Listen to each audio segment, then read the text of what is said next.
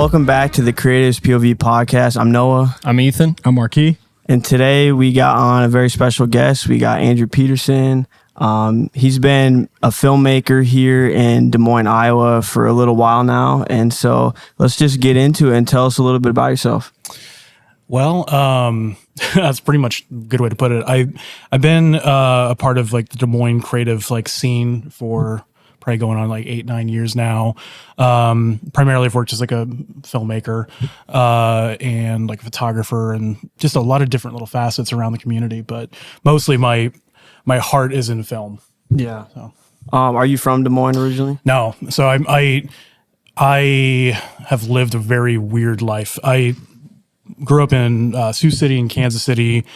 I spent basically like my junior high and high school years in South Carolina. I had my first job in Boston, moved back to Sioux City for college. I went to Morningside for a couple years, and then I followed like this weird like tech path, and I got a job working for Apple in Jordan Creek Mall. I was a genius for a little while.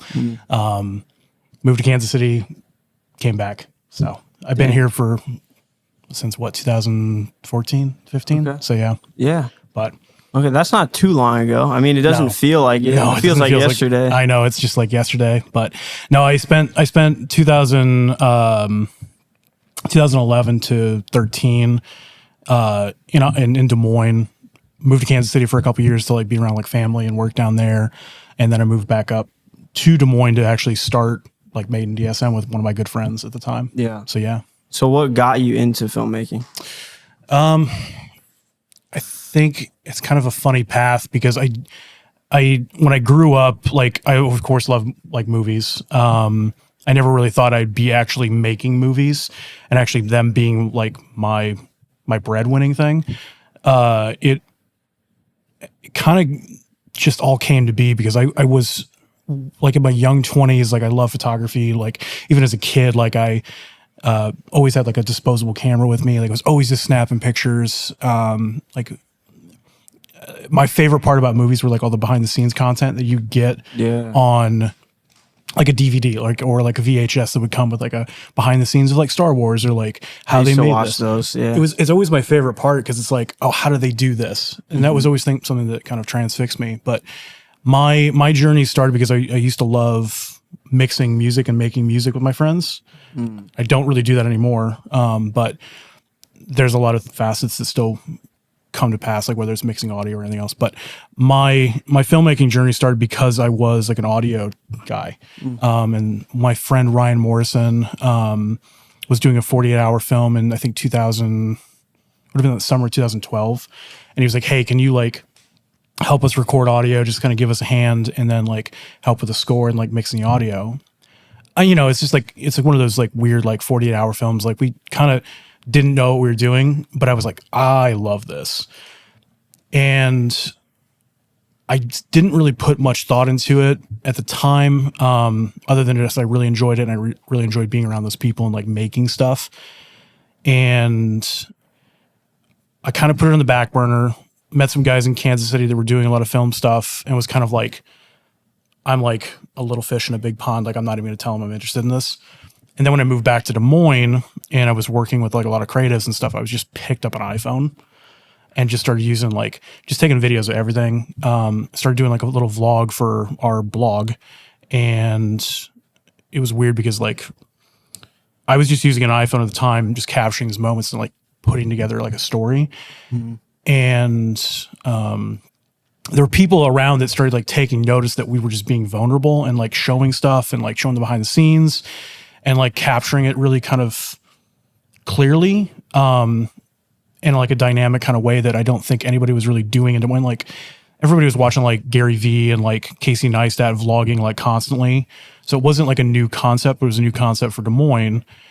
And then I just turned those basic like day in the life stories into more poignant pieces, and that's where my journey kind of started around 2015. So okay, so just self-taught then, or did you go to school for it? No, self-taught. It's like kind of the YouTube University type thing where it's like I think everybody says that at this point.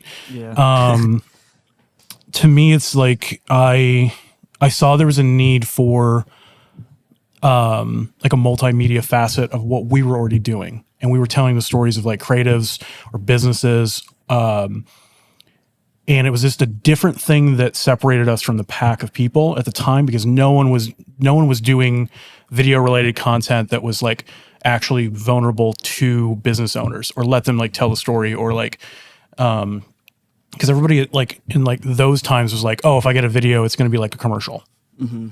And I just took it was like, no, I'm going to be here for free. Like we just want to tell your story.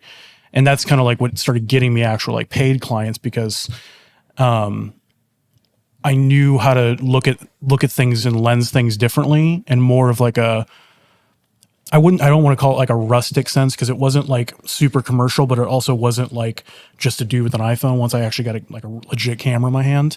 But it was like more approachable for that. Like those type of things don't work now. Like people like are so tired of like vloggy content, I feel like, aside from like TikTok and like Reels. But if they want to actually showcase their business, it's now got to a point where it's become really polished, because everybody got tired of looking at just like shaky camera footage or shaky like iPhone footage during the pandemic, because that's all that could happen. And now it's got back to a point where it's clean and crisp and like highly produced. I feel like it's kind of oversaturated sometimes. It is, yeah. So you legitimately have to separate yourself from the market, because everybody's got a cousin that has an iPhone or has like a decent DSLR. But there's also one of those things now where people have to approach how they're showcasing their business or their style or whatever else it is in a more polished sense to stick out.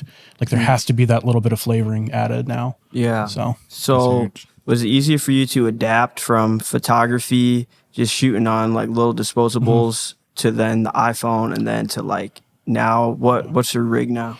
I mean, my rig now, I'm lucky now where it's a lot of times like I'm renting equipment, or I'm getting a chance to use like Hollywood level stuff. I mean, my personal rig, I use an FX30, like a Sony FX30, that I've got a lot of vintage like modded glass that I use to kind of capture my moments, along with some like a couple like G Master lenses. But I floated between a lot of different camera systems, like since I started. Like I worked at Best Buy for 90 days just to get a discount on a camera. Yeah. Like I'm that guy. I'm literally that guy, because I was like, I have this time and I want to like, I need to get this stuff to like level myself up. And I bought like what was a GH4 at the time, like a Panasonic GH4. And I had a GH7 as like a B camera, and like I just basically used those to like get myself to a level where I was starting to confuse people. Like, what did you shoot that on? Was like a question that I got a lot. Everybody was asking that question, but like I was doing stuff because I had learned through music how to edit really well, because music's still a story, and you have to tell like basically like 16 bars at a time, like what's really happening, right? Or you have to have that progression. And I knew from like linear editing in Logic how to basically linear edit in Premiere. And I go, okay, well, these are all my like flavors, and then I can add like my effects, which would be like color grading and everything else.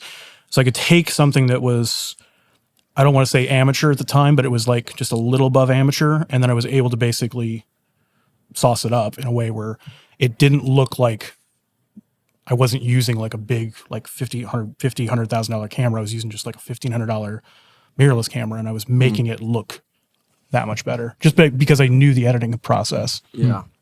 Okay, so you said that like video, like this is your breadwinner. So do you do a lot of commercial like client work?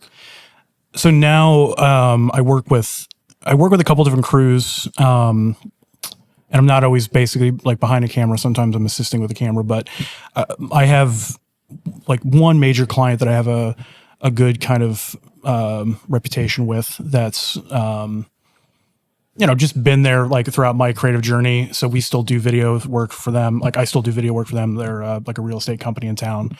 And I was able to basically work with them and do commercials and like show that I can be like a commercial director, which has been nice. Cause like we won like a Telly Award with some stuff. Like we've done some cool things with them, but then like, because of the people that I have around me, I've definitely worked on more commercial stuff right now. So whether it's like a grocery store or, vice versa, different company. Yeah. I've basically been able to do a lot of that, but I'm not always just behind a camera. Like I'm definitely, I love being able to like flex my talents just because I love film so much, whether it's just like a guy setting up lights, like a gaffer, a grip, or, you know, being behind a camera, being a DP, being a director, doing that, or basically the role that I've been working in a lot lately because it's been harder to find is like an assistant camera or focus puller.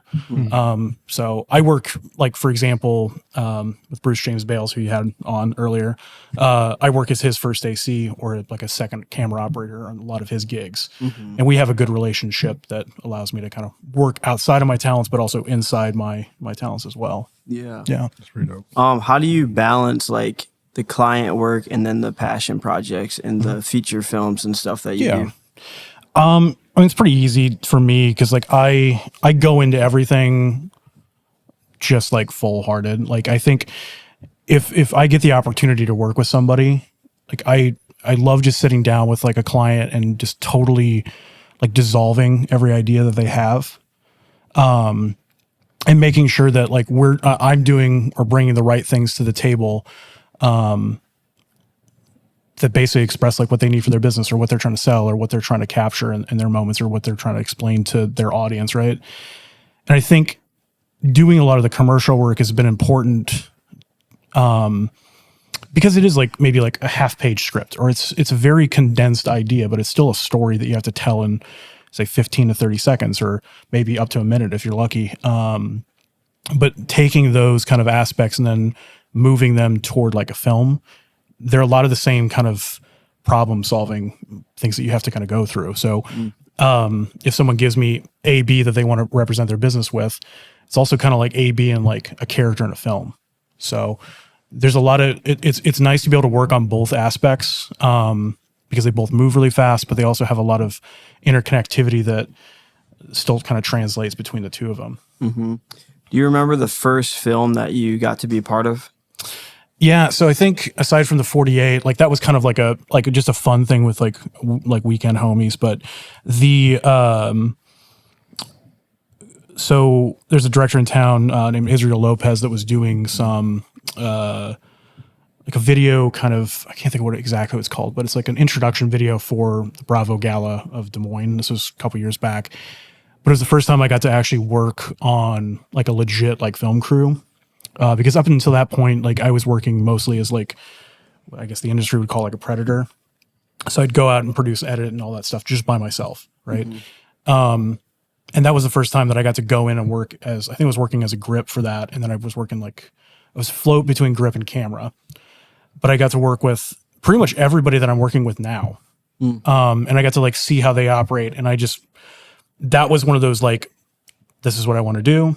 Like, I think I had just gone into freelancing, I think a month, maybe not even a month before I was invited to go work on that set. And it was kind of one of those light bulb moments where I was like, yep, this is exactly what I want to do. This was like the right move. I quit like a really well-paying IT job, like something that had benefits and I could have been really cozy for the rest of my life. But I was like, nope, I got to take this leap. And then that happened like within a couple weeks after. And I was like, yep, I'm doing the right thing. Yeah. So. Dang, that's crazy. Talk about that a little bit, like taking that leap, you know, leaving something that was like comfortable and getting uncomfortable, but ultimately, you know, to be happy. Well, the thing is, like, I took a look at basically what was making me happy. And I know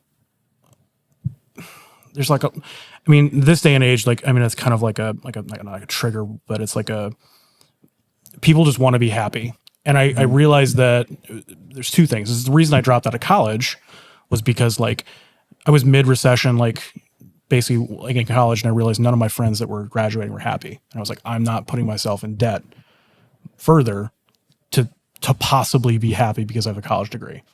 So I then flexed all my talents and I got an IT. Well, I got an IT and I was like, I really love problem solving. I'm just like a problem solving person.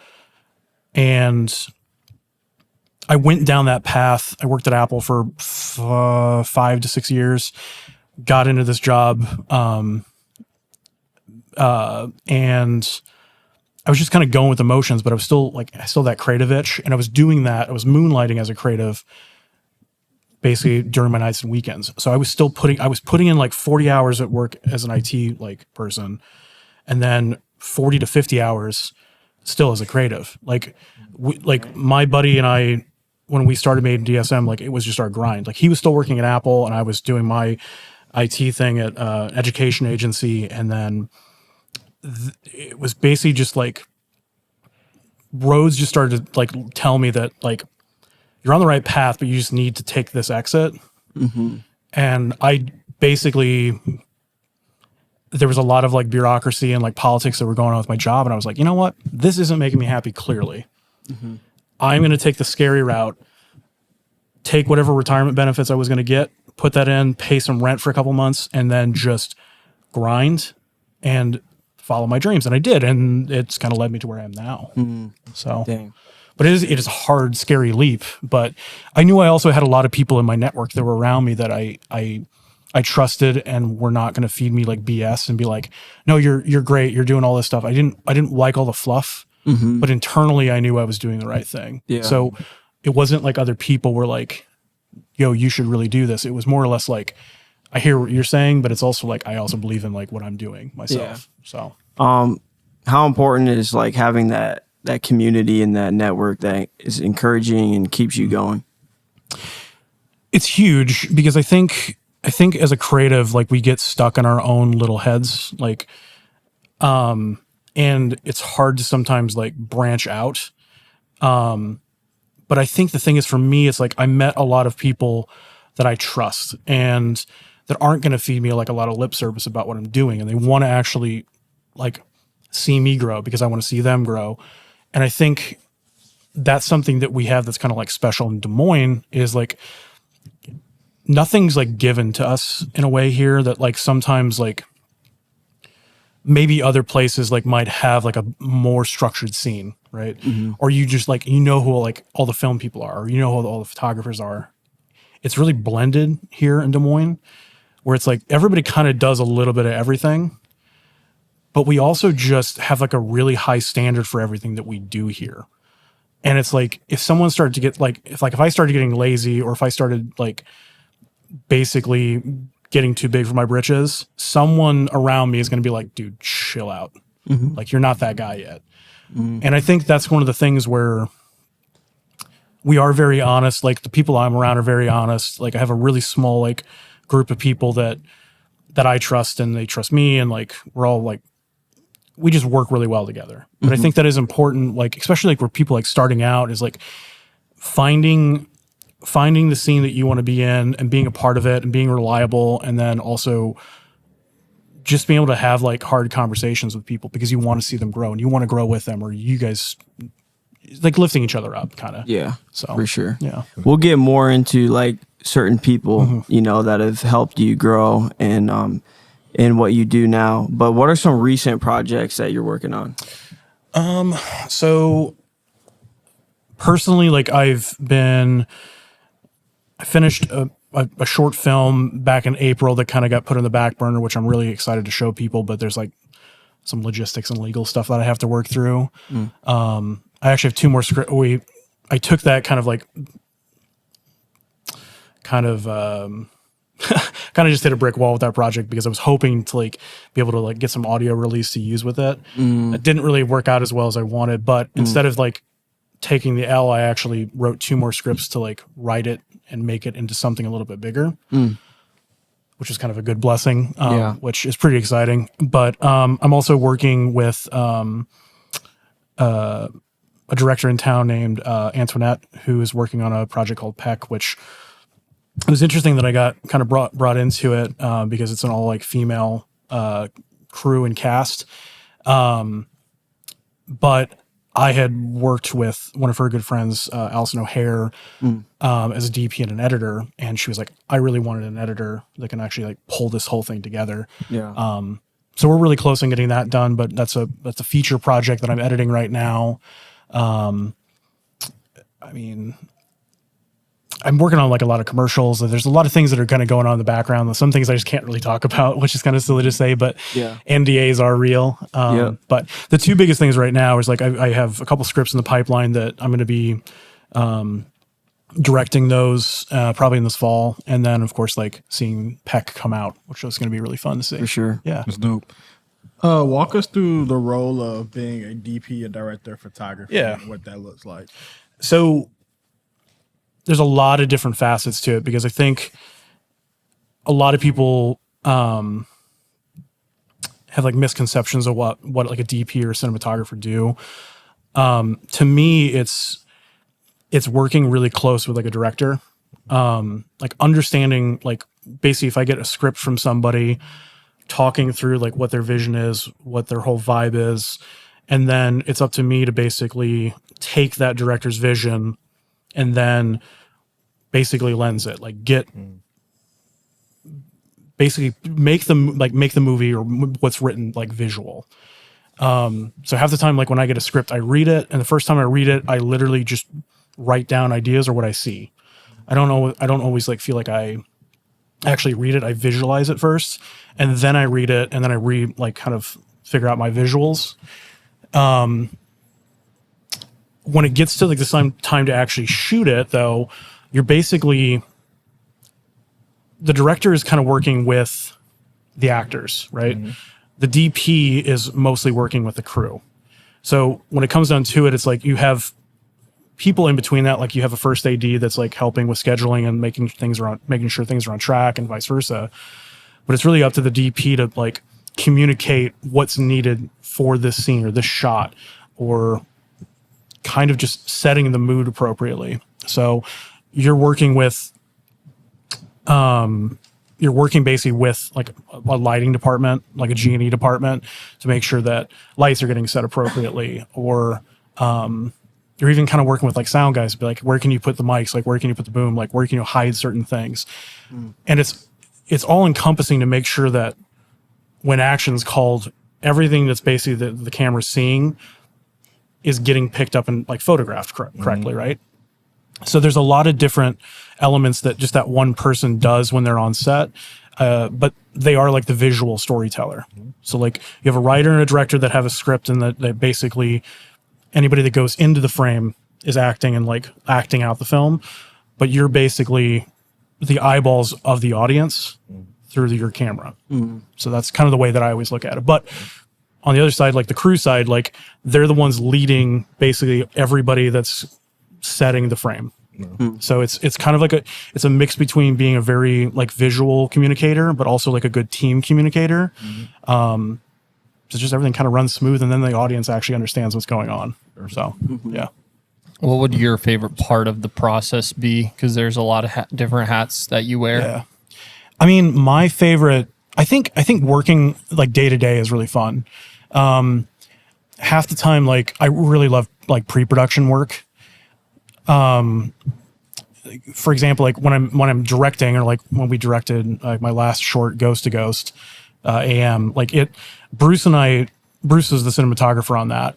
Because we work really well, like kind of, we joke that we kind of have the same brain about a lot of things. We had shot that film before we even got on set. Like we literally went through shot by shot, like the two of us acted parts out. We acted movements out like in his living room. And when we got on set, it was literally like, yeah, we'd already practiced this, and let's just put those lights up. Let's do this. I'll go talk to Emil, explain his actions. And then like, he's running his little crew. And then like, right when we call action, it's like, we've already done this like 10 times. So there's a mix between doing the pre-production that's really kind of really nice, because it like, it's giving like me, when I'm like DPing with somebody, it's like giving the confidence to the director that we're on the right track, or I'm asking like constructive questions that are like, have we thought about this or that or this? Like, how does the actor really do these parts? Like, how do we get this to form in the edit? So pre-production is probably like my favorite part. Because honestly, when you're on set and just like in the moment, it just flows really fast. And it's like, if you have that practice, or you know what you've like already discussed, if something has to pivot when you're on set, it's a lot easier. But then there's like some delegation parts that have to go on. But I mean, it's those two parts are great. And then I love like being a part of the editing process, because there's things that just like happen I guess to answer your question, I like all of it, to be honest, man. It's hard because I eat and breathe this stuff. So it's really fun. But like the editing process is great because there's things that happen on paper. There's things that happen on set. And then you like see them actually like all in one. And you're like, we don't need that. Let's just take that out. And it just flows so much better. But it's like a mix of having all those different little elements that just kind of glue together, and then you have a really fun product afterward. So Yeah. that's a long way to answer the question, but yeah. Huh. Speaking about, since we're on the editing topic, what program are you using for editing right now? So I use two. So primarily I use Premiere for a lot of my quick stuff. Like the feature we're working on right now, I'm using Premiere. I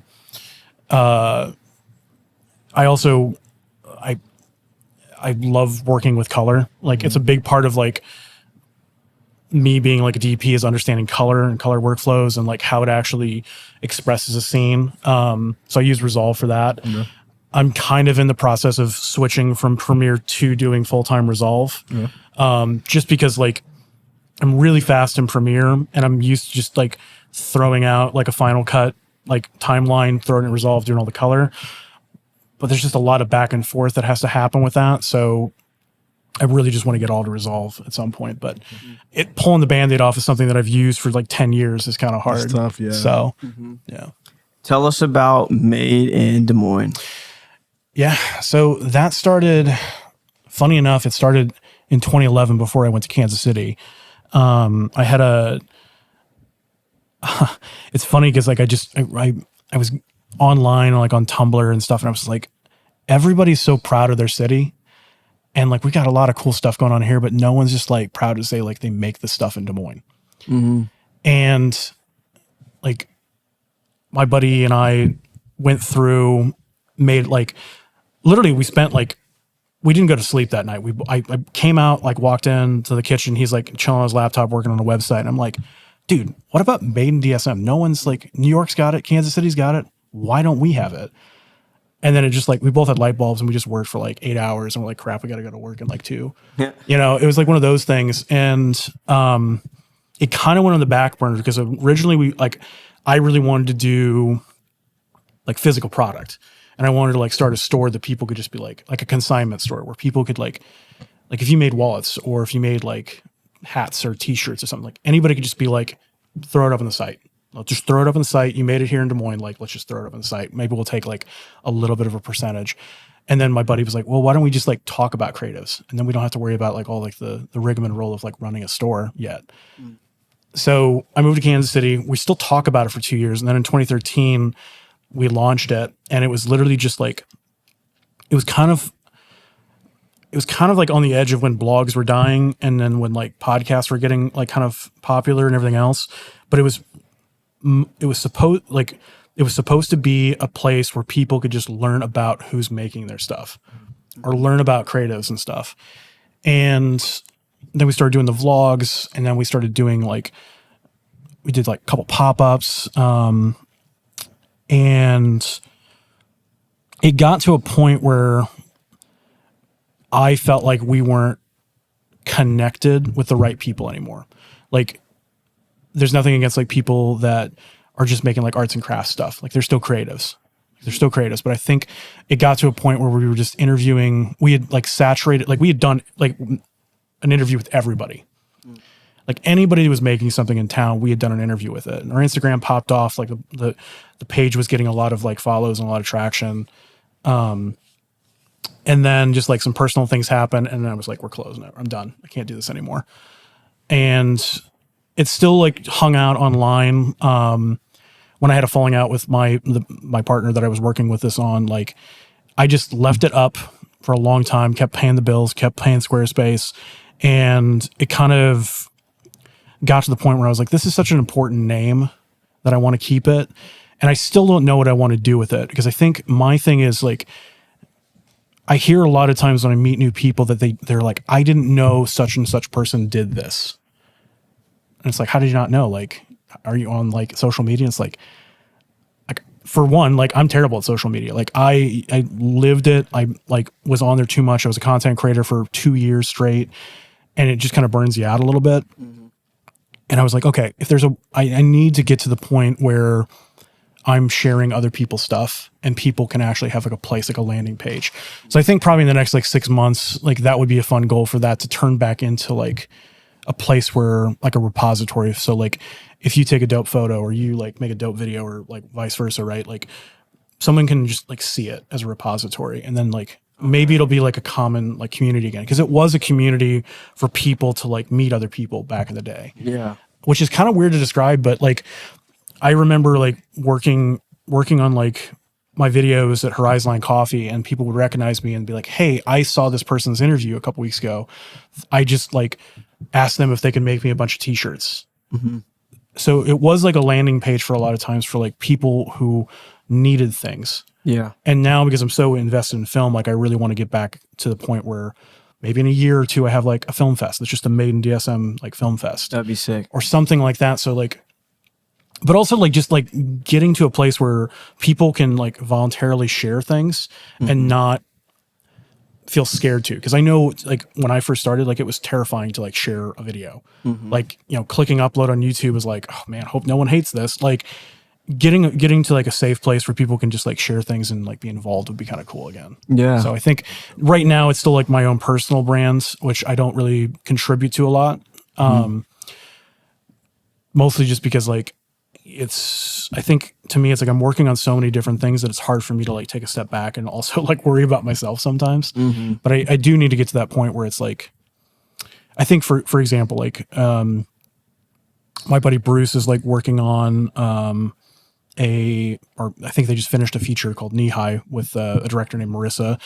I would love to like put some of their stuff on there and start sharing it with that community. Cause like, I mean, it's like 2,000 people. It's not a whole lot for Instagram, but for Des Moines, like 2,000 people is pretty much everybody that's important. And everybody that's important that I can think of still follows that. Yeah. So like posting that to the people that will actually care, it'll be nice to get like eyeballs on things. Or if there's some like local creative that's like really stoked about their project and is just trying to get it out there, maybe I'll like want to share their stuff. So like I kind of want to get it back to be like a landing page in a way for people, whether that's online or just on Instagram or somewhere else. It almost sounds kind of like what we're doing. Like as a podcast, we're trying to help connect people and like introduce people to each other and, you know, but then like Made in DSM is like just a page where you can house like people's work and kind of network that way. Right. And that's what it was initially. And I think it's not that like we were ahead of the time or anything like that, but I think people wanted it. And it had such a nice following and like it was an important part of the community. Like even if you go to like certain places now, you'll still see like a sticker that says proudly made in Des Moines or DSM. Like Horizon Line's got one, Black Cat, which they're sadly going to tear down. The OG Black Cat still has one. There's a bunch of spots in the East Village that still have those stickers because we had business owners that were like, this is dope. And we just gave them free stickers. Yeah. Like I think we spent like $150 like through Sticker Mule and it was like, get us the most expensive like sticker that's going to last. And we're just going to give these away. Anybody who wants one, even if it's just like, I just want one for my car. Here you go. I've seen them around. Yeah. So, but that was a cool thing that we did. And it was like, you know, had it been like 2 years later and we did that, we might have had a QR code or something on it that would have taught people about the business. But like, it was, like I said, like, things like fluxed and like patterns like changed. And like, I also personally got really like, there was a lot of like bad things and like negative things that were going on in the community that I just didn't want to be a part of. And like for 2 years, like I just disappeared from everything. And it was kind of sad because like it was so ingrained with the community, but then it was like, I just don't want to touch these people. And it was really strange to like take a step back and go, okay, what do I want to focus on? And how do I like impact my community better? And it like, for some reason, it like that blog and those things just didn't fit into that puzzle anymore. So it was weird, but yeah. What are your thoughts on the creative scene now? Dude, I love it. I mean, I think the thing is like, it's kind of like I said earlier, like nobody's going to give in anything here. And we just want to try and we try really hard. And just like nobody gives up. And that's the cool thing is like, if I do something really cool, maybe 5 people notice it and they're like, man, I really want to try that. And then they start trying it. And then they're like, maybe they're out shooting me or they're out shooting all my homies but like, it's just like, we kind of just build off each other so much. and it's also like no one's like no one's kind of afraid to talk with each other. I feel like, at least the group that I'm in, like if somebody sees something cool that's like popping off, they're like, okay, I want to like hype these people up because they're doing something cool that no one else has done. Or like, like if it's kind of one of those things too, where it's like, if you haven't seen somebody like post in a while, like I've definitely I ran in like a lot of circles with like, like Tobias Tyler and stuff. Like like all of his friends, like I'd seen like one of his friends like not posting in a bit, and I ran into him and I was like, yo, what's the deal? He's like, I just need to work on like this or that or the other. But it's like, we still all have this like tight knit community. Cause like we all know how hard it is to like live and create in this town, because it's just kind of, you got all these big corporations and then you have all these little people, and it's like, it's hard to kind of fit between those two. But yeah, I don't know. Like it seems so tight knit, and it's just like, there's always somebody new that's like wanting to like push the boundaries a little bit, or like make you think about something differently. And even like in our own groups, it's like, if we see something and it's like, yo, did you see this thing happening? And they're like, yeah, like that's tight. Like, how do we use something like that? And so it's an interesting community. Yeah. Honestly, it's like I said, I didn't give up on the community for like 2 years, but I like just wanted to be on the sidelines for 2 years. And I think getting back to the point where I'm more collaborating with other people again, has been good, because I think it is important for everybody just to kind of focus a little bit more and like stop taking things so personally sometimes. But everybody's just so ingrained with each other, and it's great. Yeah. So How do you stay inspired creatively whenever you are like either facing some of those times where it's like, man, like I just don't want to create anything, or you don't want to get involved with projects or whatever? How do you kind of pour back into yourself? That's a good question, man. I think to me, it's like I don't know. I definitely watch like a lot of movies, or I like read. I think it's really interesting the way that I kind of like create, because like if I like so for example, like I turn a lot of like the negative stuff into good stuff. Like when like I did a movie, what was it, 2 years ago now, called Analogous. And it was basically like I had seen a bunch of like a lot of little like negative things popping up. And I was like, I'm going to turn this like kind of into like my own like fun thing and make my own universe out of it, instead of like taking it personally and kind of getting down. Which we can talk about that movie later, but like there's the things like where I just try to take a step back, kind of enjoy what I've already done, just kind of reset a little bit, and then just kind of keep pushing forward. Like nothing really ever gets me down. I think I just get more inspired. Like if something kind of hits me a little hard, or if I like totally take an L on something, it's like, cool, learn from that, never doing that again. I'll just kind of keep going. So. That's a good way to look at things. Do you think it's challenging being a filmmaker in Iowa? Oh yeah. I mean, it's the thing that's hard is like, there's only a select few people. And I feel like when you hit a certain point, creatively, or like, it's such a big jump between like working on like a small film just with some friends to actually wanting to make a film that can like stand out in like a film fest. And there's like a really small select group of people that I would say that I trust that would help me get to that, or tell me that I'm just like full of it and like you can't do that yet. I think when it comes down to like, there's small things, like when it comes down to it, like locations are hard here. Like everything kind of looks really similar. So it's a challenge getting things to like look different or look bigger. There's still like crew wise, for example, there's only certain people that do certain things or want to do certain things. But then it's also like, you want to make sure that you're putting somebody in a position where they can actually thrive, instead of like being kind of like held back because they haven't gotten as many reps. And then like acting is like something where you have a lot of good actors like on the east side of the state, but maybe not on the east side, or vice versa. Like, so basically even like, I'll put it this way, like Frank Boyd, who played the dad character in Analogous, like I didn't mind paying for an Airbnb for him because I was like, you're great. You're exactly what I need. I'm sorry you have to travel all the way from like Dubuque to come here. But like, there are some like challenges like that pop up. Like, it's such a, like everybody that really like is truly like invested into filmmaking, it seems like we're all spread out. So getting us all in the same spot for like a couple weeks is always really hard. Yeah. But it's one of those things where you just kind of just take those little small things that aren't always as easy, and we just figure out a way to level them up no matter what. So I wouldn't say it's difficult. It's difficult. Making a movie in general is hard. It's like probably one of the hardest art forms because you have like the expenses that go into it, like the time and the energy that go into it. It's not a glamorous thing. And it does weed out a lot of people that are just like thinking like, oh, I just want to do this for follows, or I just want to do this for the clout. Yeah.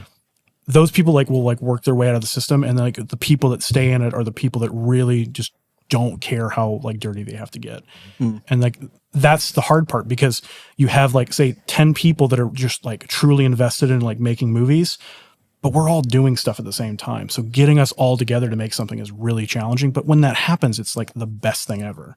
So, yeah. What are some things that you see, like the filmmakers in Iowa doing really well, and what are some things that you see could use like growth? I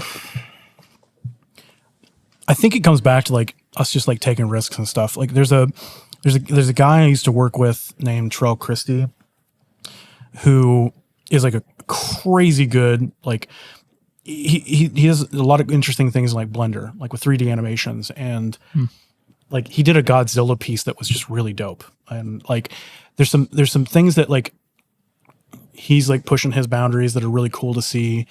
There's like also a lot of new tech that's coming into Iowa. Like up in Clear Lake, there's a company called Renovo that's just got a volume wall. Like, so there's like some tech that's going to be making things easier for us. I think the thing is, for me, the way I look at film is like, if I'm going to work on a project, I'm just going to put everything into it.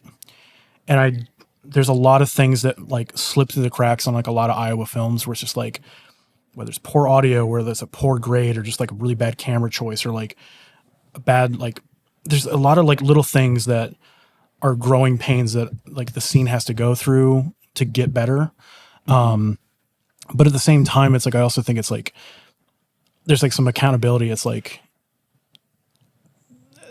I don't know. Like, there's a joke that I always had, like working at like film, like 48 hours. Like there's just like a lot of film bros that are like, oh, I did this, and this, and this. And it's like, bro, that's like half the work. Like you literally have to keep pushing yourself to keep doing more stuff. And I think those kind of conversations that like we have in our scene, for example, only grow us and make ourselves like stronger. And I think there's a thing where it's just like, just because you did one piece of the puzzle doesn't mean you figured it all out, and you need to keep learning, and you need to keep doing, like moving forward and actually like learning the craft.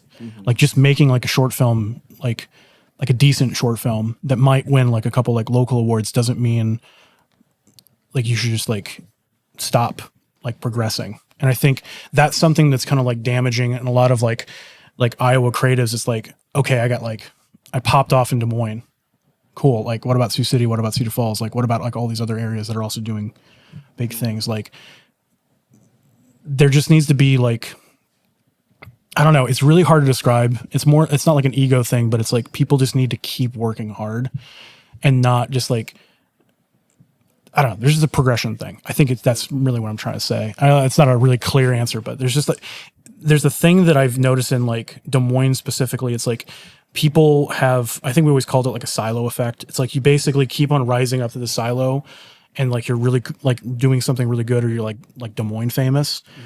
But the thing is, like, no one can see inside the silo except for like the people that are around you. Yeah. So it's like, get out of the silo and like make yourself vulnerable, and then like understand that like there's still a lot of room to grow.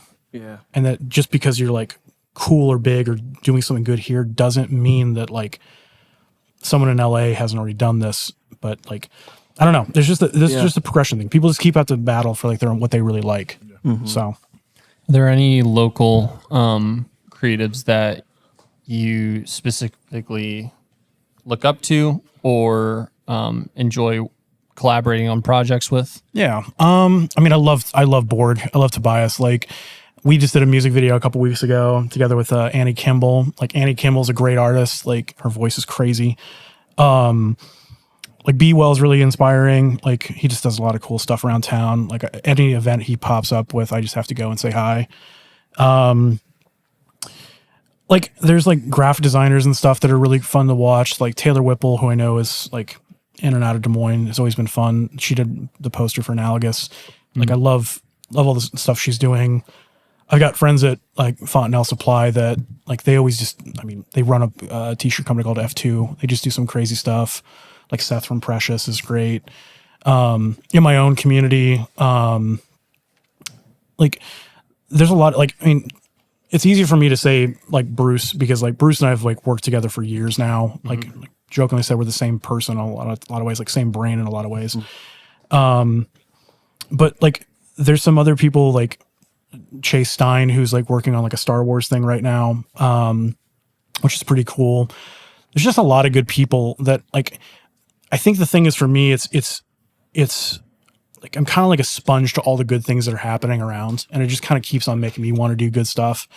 So when I see like those kind of like those people that are like close to me or close around me, like having good things happen, it also makes me just like cool. Like, we've all done good stuff together. Let's just keep on going forward. But that's where I get a lot of my inspiration from, is like those few people that I have around me are always great to kind of see what they're doing and inspiring to keep going further.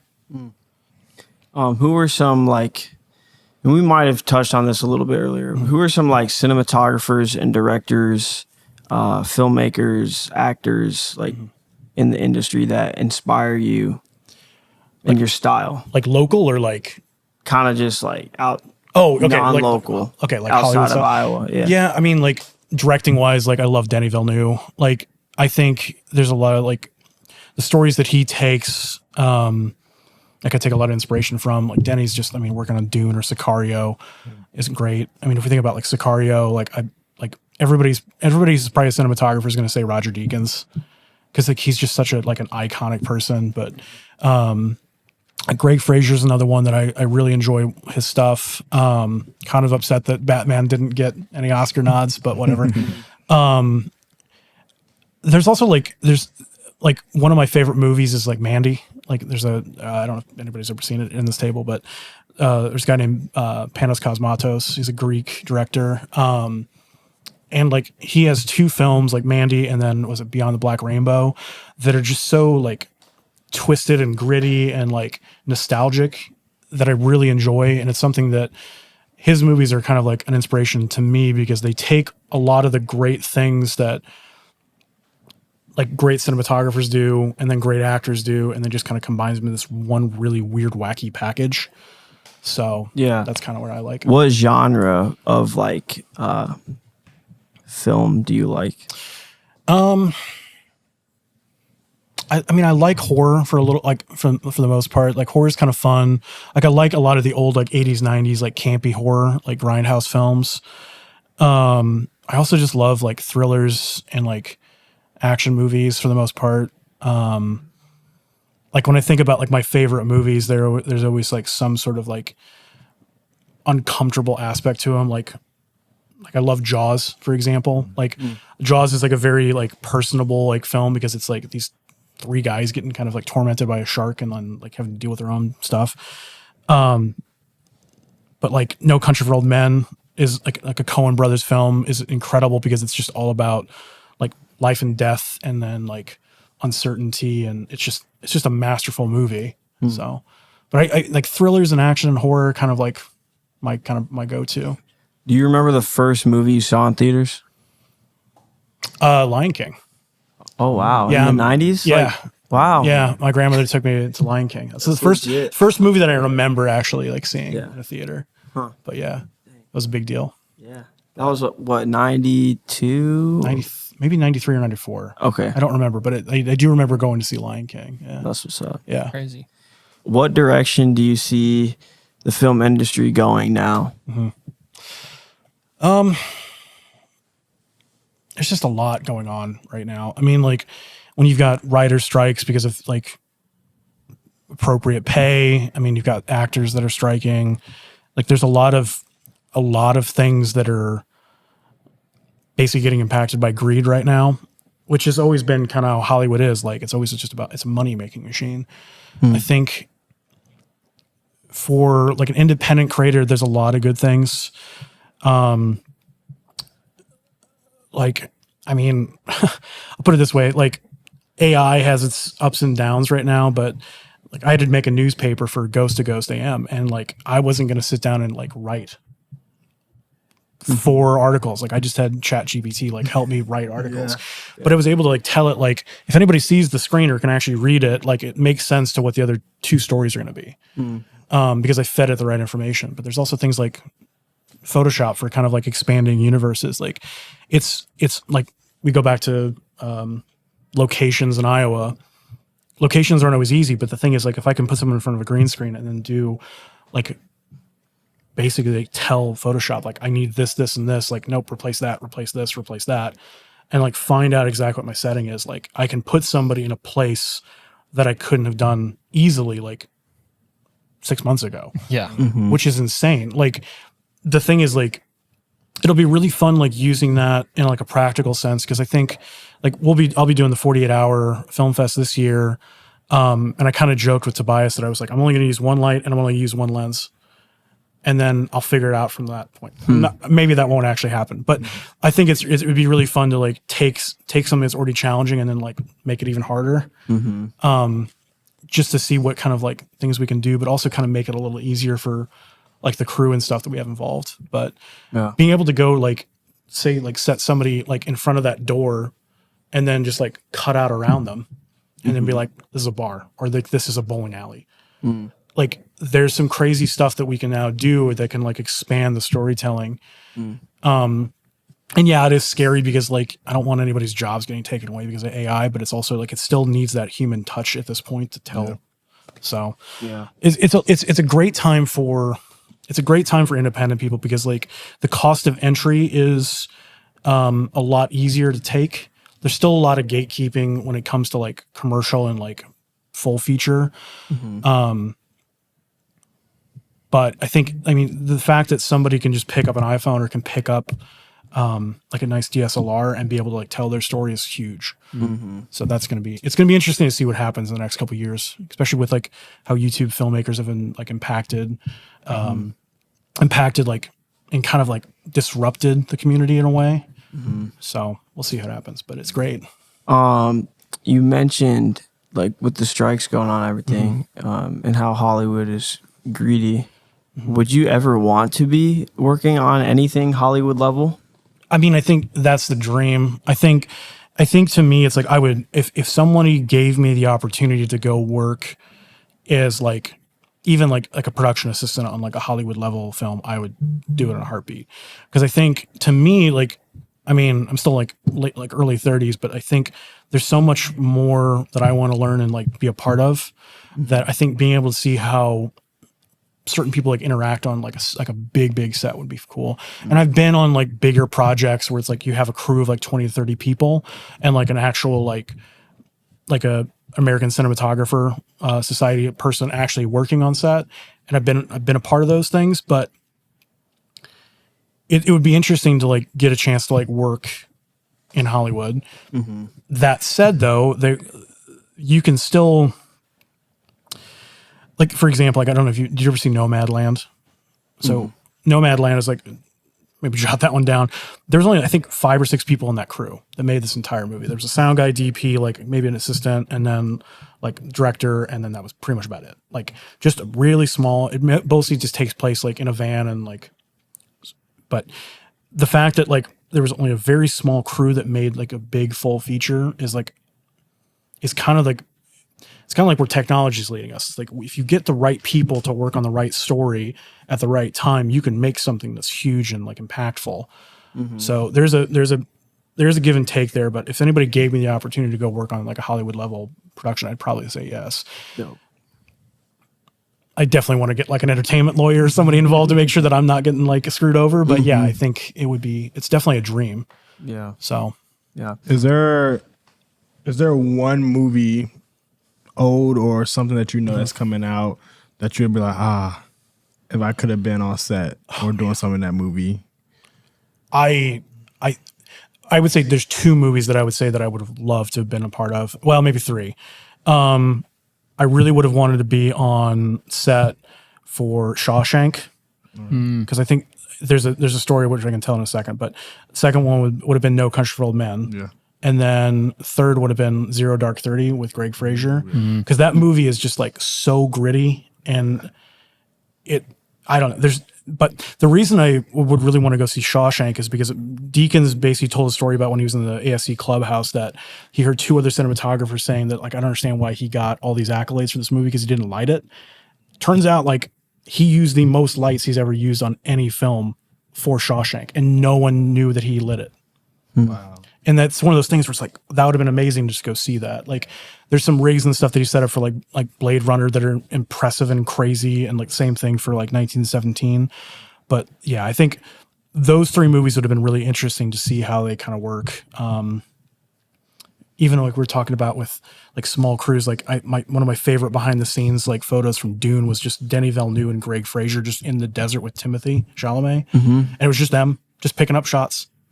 But like that's just really how movies work. It's just like you just have a couple great collaborators, like good actors or good scenes, and then just like a couple people just working things through. So, but that was like one of my favorite things to see is just 2 of them just out making a movie, almost not by themselves, but in that moment it was just them. Dune is a crazy movie. I want to kind of side note and just go back to something you said right out the gate about how you said you like watching like the behind the scenes documentaries on how movies are made. Yeah. Literally, like when I was a kid, we got like all the Star Wars, I don't know. It's not a trilogy. What do you call it? Like the box set. Yeah, the box set. And literally, instead of watching the movies, I remember watching like the Phantom Menace, like behind the scenes, and same with like Attack of the Clones and the Revenge of the Sith one, and seeing like they just, I mean, now you have like the virtual wall thing, but like the blue, I think it was blue, right? Yeah. The blue screen. Yeah. It's just insane how like, and honestly, I still watch those movies. And I'm still blown away by like just how it looked. Time. Yeah. Absolutely. So that's a side note. But. Well, have you seen like, what is it, Light and Magic on, I think it's Light and Magic on Discovery Plus. So basically it follows the story of Industrial Light and Magic and how they started with basically George Lucas needing like a post and like special effects house to make the Star Wars films. Yeah. And then how they basically impacted every movie kind of going like from basically making like models work on like a blue screen and doing all like the manual cutting and pasting and rotoscoping to like how they did Jurassic Park in the 90s. Bro, I was literally thinking about this too. I used to watch the Jurassic Park ones. Oh, it's and they did the animatronics, ILM and like that stuff. And I love the creature designs for like those older movies too, because like seeing them like make them as little like minifigures and then like making them into like costumes is mind blowing. Super cool. It's wild. Like I think one of the coolest things that I think they talked about it in that that doc series, but like the original Blade Runner, like Ridley Scott Blade Runner, like there's the scene where they're flying the car ship basically into the city, and there's like flames and like all the different like luminosities coming off of the buildings, and it's basically they would turn certain parts of the city off, or they put the car in, roll the camera, rewind it, re-expose it, and they just kept on pushing this camera through the city sector and exposing different parts. So like the final image is technically only one sheet of film, but it was exposed like a couple, I don't know, I don't want to exaggerate. Let's just say like 5 times to get the depth and the actual feel that they wanted for that grandiose city thing. There's all robotic cameras and just like learning how to take like a basic film exposure and then put it through its paces as many times as they could just to actually saturate the image like they wanted. Yeah, that's all practical. Wasn't like the Blade Runner stuff like a little set? Yeah, and they just literally like made a little like ship looking thing or flying car thing and shot it that way. I mean, it's pretty much how it worked. But it's like everything was like kind of miniature or like half, like not even half scale, like very miniature size scale. But being able to use robotic cameras and then use certain like film processes that were even used in like the 20s to use on like a future film for like the 80s was just a big deal, because like the way that they were using technology to basically make it easier for the filmmaker to tell their story. And that's kind of the same thing that ILM's doing now with like the Mandalorian, with like volumetric walls, and like how Unreal is kind of like tapping into a whole new thing. And now you got Photoshop. That's like, the Photoshop stuff is basically what they've been doing with like movies since like the 50s and 60s and beforehand, where you would basically have like a plate glass in front of the camera that was painted. And then your actors would work in a certain square, and then the set was basically only this certain square, and then you have a soundstage. So it's the same thing we're doing with Photoshop now, where you can just cut out that one section and then expand it. They were just using actual physical painted like glass that they were shooting through to set the scene, and now we can just do it on our computers. We don't have to be like great artists, which is kind of cool. So, Dang. yeah, That's crazy. that's wild, right? Yo, we'll talk more about this off the episode. But so what are some of the biggest things you've learned in your career so far? I think to me, it's like, just don't like sell yourself short. Like, I think the thing is, like, I've learned mostly in the last couple of years, it's like, if you have an idea, and you can get people excited about the idea, it pretty much means something, and not to like give up on it, or also be like, don't get too off base. Like one of the biggest things that I learned in the last couple of years was like, I did a film Analogous, and originally like it was like 25 pages, and we cut it down to 14, and I lost 10 pages of meaning to actually make that a better film. And it was almost just because like I kind of got away from what I truly wanted. And I, like, it's not that I let other people impact it too much, but I also just kind of like didn't see things through like I normally did. And then after production, after editing and stuff, I was like, should have done that. And it was one of the things where it's like, I'm not really, I love that movie because I made it, but it's also like, I'm not really proud of it. Like initially I had like an idea to submit it to a bunch of festivals, and then I saw it when it was done. I was like, didn't hit the way I wanted to. I'm not really as proud of it. I'm going to put all my other efforts into something else. So that would be one thing. It's like, if you have an idea, just make sure you have control of what the final cut truly is. And just don't skimp on something. And I also think, to me, like, just don't be afraid of collaboration, but also don't be afraid of like having hard conversations with people. Because a lot of times, like in my role as like, whether it's a DP or a director, I may have an idea, or somebody else might have an idea, and it's important to like flush those ideas out. And if it's not the right idea, like, don't take it personally.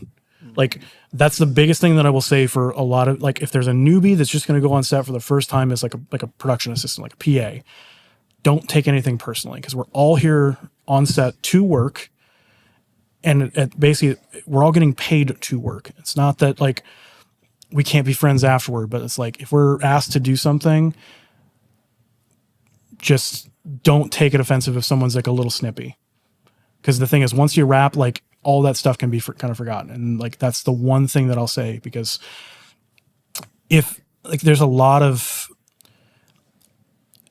money flying around, there's a lot of expensive gear flying around, there's a lot of tension, there's a lot of things that happen on set. And I think more people have to understand, if they get in those situations, like, they're all there to work and get the common goal achieved. And sometimes like things might be said like in the moment that aren't really meant, and it's only because other people are stressed. And I think more people like going into stressful situations just need to just take a step back and be like, that person was not meaning to like hurt my feelings or be like really aggressive toward me. It's like, they're trying to get their job done, and like we're all homies at the end of the day. So yeah, just don't take anything personally. Like, nothing. I don't think that I've ever been in an interaction with somebody where it's just like, yeah, that dude was just trying to be that guy. Or just be a complete douche. Like, no, it's like everything is validated, but it's like, take it in stride. Also, just don't take things personally. If someone doesn't like something and you like it, stay true to what you like, because not everybody understands taste. Like, that's a really big thing too. So That's good. yeah, That is good. Anything else y'all want to touch on? I think that was good. That was really that was good, man. good. it's like Yeah. I definitely like what you just said, that everybody doesn't understand taste, and everybody, because art is very subjective. it's hard. So Yeah. That's an important thing. I think the thing is, like, if you, I think maybe this might be a good send off, but like if somebody wants to be truly like a director or a DP, you have to educate yourself and be fully versed in whatever you're shooting or filming or writing or whatever else it is.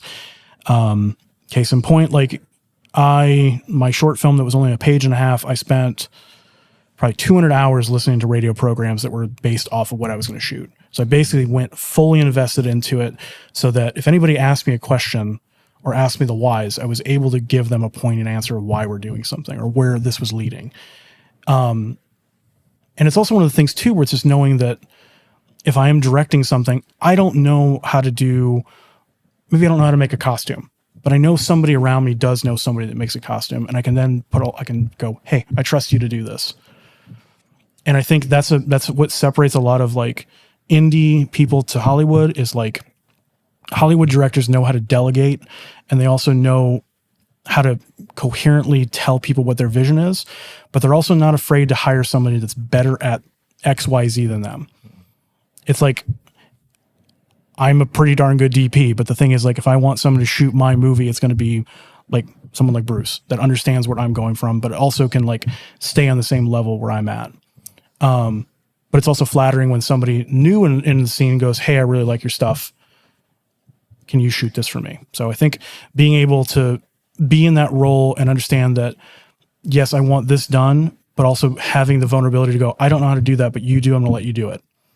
And if they're off base, having like a conversation to get them back on base, but otherwise just like surrounding yourself with people that are really hardworking, at like have the aspiration to do good things, and then are also truly knowledgeable in their field, always will help you level up. Like in this case, a film, but a lot of other things too. So yeah, That's good. Appreciate you Huge. sharing that. Yeah. Yeah. That's good. So yeah, we wrap every episode.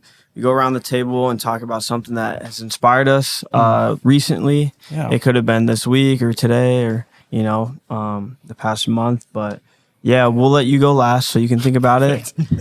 Maybe we'll inspire you a little bit, but who wants to go first? look this up.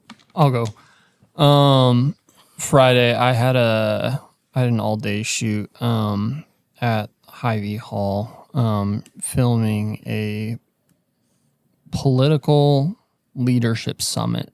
And it was really interesting. If you know me personally, you know I'm the most not animos. I hate politics. I hate talking about politics. I hate people who talk about, not really. I'm just like, if you try talking to me about politics, you're going to talk to a wall. I don't talk politics. But being in a room with people who just eat that stuff up was like really interesting, because there were like some conversations that were just like, yeah, you're just talking like a politician at this point. Like, you're talking to a room of people who are just going to, whether it's feed your ego or just tell you what you want to hear. But then there are some like really interesting counterpoints, and that kind of almost brought a humane level to some conversations that are just really interesting. Tucker Carlson was just doing his thing. It was just really interesting to like hear him, and then hear a lot of political like candidates talk about their stuff. But also, like, I talked to a lot of the press there, I was just there capturing video for an outlet, and hearing people who like are passionate about that was pretty cool, because I was there to do a job. I wasn't there because I wanted to be there. But I was there to do a job. And so like just hearing other people talk about their views on like what they're doing work-wise and everything, I was just like, this is really interesting. Not something that I would really entertain doing again outside of like a job. It's not something that I'm into. But it was interesting because it takes a lot of different types of people to make the world go round. And hearing just a variety of conversations for a long day was really interesting. So I felt like I actually took away more than I was expecting to after that day. So it was cool. Dope. Marquis, you ahead. want me to No, get you it? go ahead. All right. So all of mine are they're all film related. I watched Extraction 2 on Netflix, and that was so fire. Never mind. I'll wait. Okay, yeah. I like Extraction 1 more, I think. Just because like I feel like Extraction 2 at times it gets a little outlandish how many times like you can survive like getting shot or like whatever, but I was very impressed with like, just some of the action sequences. Did the Russo brothers do this one too? I don't know. Or did someone else do it? I don't even know. Yeah. But did you watch it? I haven't seen it yet. I was going to ask you how you like that 20-minute one take or whatever it was. So good. That was the big point in the movie that really that I really enjoyed was that shot right there. Yeah, so that movie, recently watched that. That was really good. A movie I want to see, and I can't remember if it's out this weekend or if it's out next weekend, but Oppenheimer. Really want to see that because I love Christopher Nolan, number one. The cast is phenomenal, and the trailer itself just already gave me goosebumps in the theater, especially with the title sequence at the end with the atomic bomb just exploding, and the music rises as it's getting bigger, the explosion. So that was crazy. And then also we talked about Star Wars, and I'm a nerd like that. So at heart, I'm a nerd, but the Ahsoka trailer has got me a little excited. I always get my hopes up for the Star Wars projects, and I get them shattered sometimes. Don't we all? But I mean, Mando's been pretty good, except the last season was disappointing. Started off strong. Yeah, but the Ahsoka trailer, it's giving me things that I like from the newer films and shows we get, but also some of the more nostalgic stuff that I grew up on with the prequel stuff. And it's a cool best of both worlds feel to it. And I also don't know what the story is about, so I'm very excited and open to receiving whatever it's about. So yeah. What's up to me? So yesterday, I used to be a huge Fast and the Furious fan, back in the day, and then they start to get really crazy with the CGI stuff, and you can tell that it's this is kind of iffy. That's not good.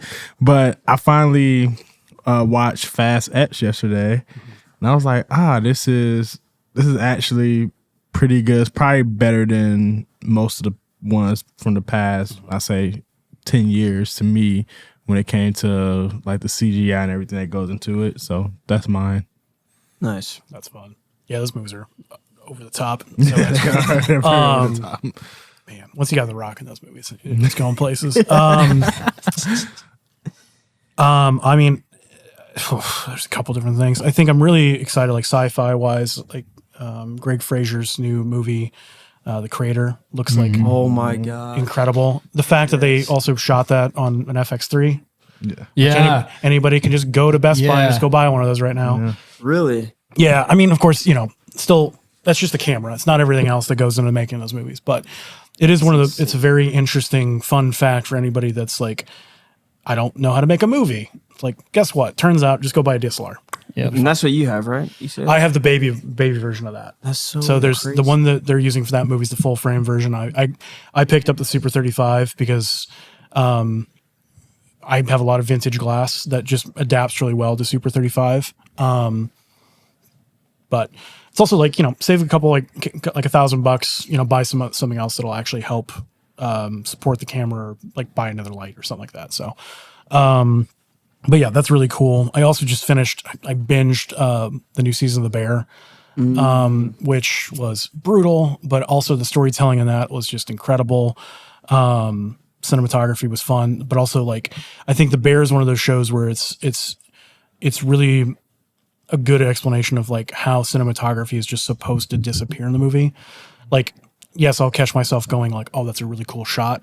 But half the time it's like, it just needs to disappear. And then the actors and like the story needs to like take full front page on it. So half the time I was just more ingrained in the story rather than the cinematography. But then like maybe rewatching a couple episodes, be like, wow, how did they pull that off? Or like, oh, that looks great. Or like vice versa. But that was a really cool, inspiring thing because those are, aside from one episode, which was like over an hour long, like they're mostly just short, like 20 to 30 minute snippets that are just really good short form stories. Like they could almost be their own movie or short film or vice versa, just on their own. They're just, it's such a brilliant storytelling piece for me. So Yeah. that's awesome. That's my inspiration. Awesome. Well, that was another episode of the Creatives POV podcast, and we thank you guys for listening, and we'll catch you on the next one.